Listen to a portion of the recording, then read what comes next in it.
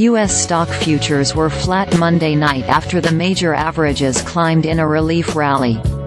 S&P 500 futures ticked down by 0.04%, and Nasdaq 100 futures inched lower by 0.06%. Futures tied to the Dow Jones Industrial Average ticked up just 10 points, or 0.03%. During Monday's trading session, the S&P 500 managed to climb out of correction territory and close 1.2% higher for its best day since late August.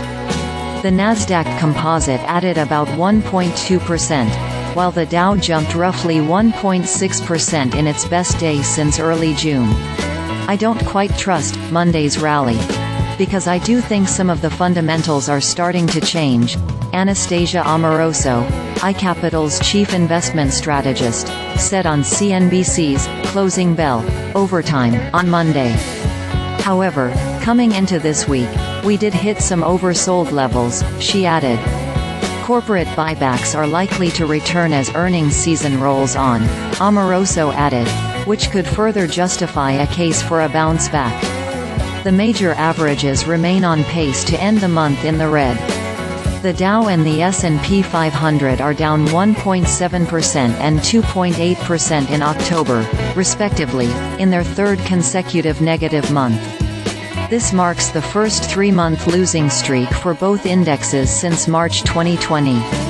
The tech-heavy Nasdaq has declined more than 3% month-to-date, also on pace for its third negative month in a row. Wall Street is also keeping a close eye on the Fed's next decision on interest rates this Wednesday. Fed funds futures pricing suggests a roughly 98% probability that the central bank will keep rates at current levels, according to the CME FedWatch Tool.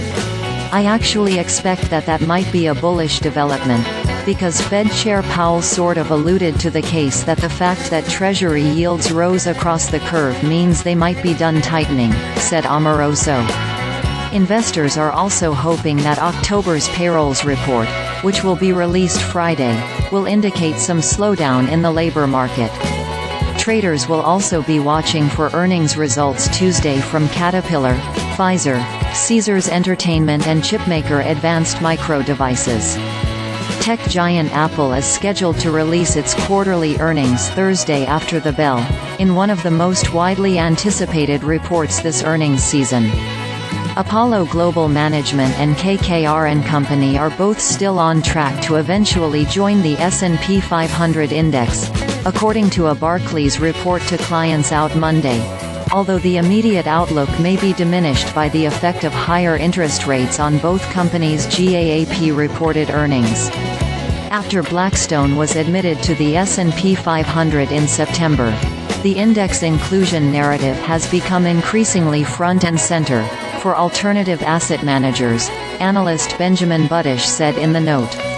The problem for Apollo and KKR, however, is that S&P demands earnings measured by generally accepted accounting principles in the most recent quarter, and in aggregate over the 4 preceding quarters.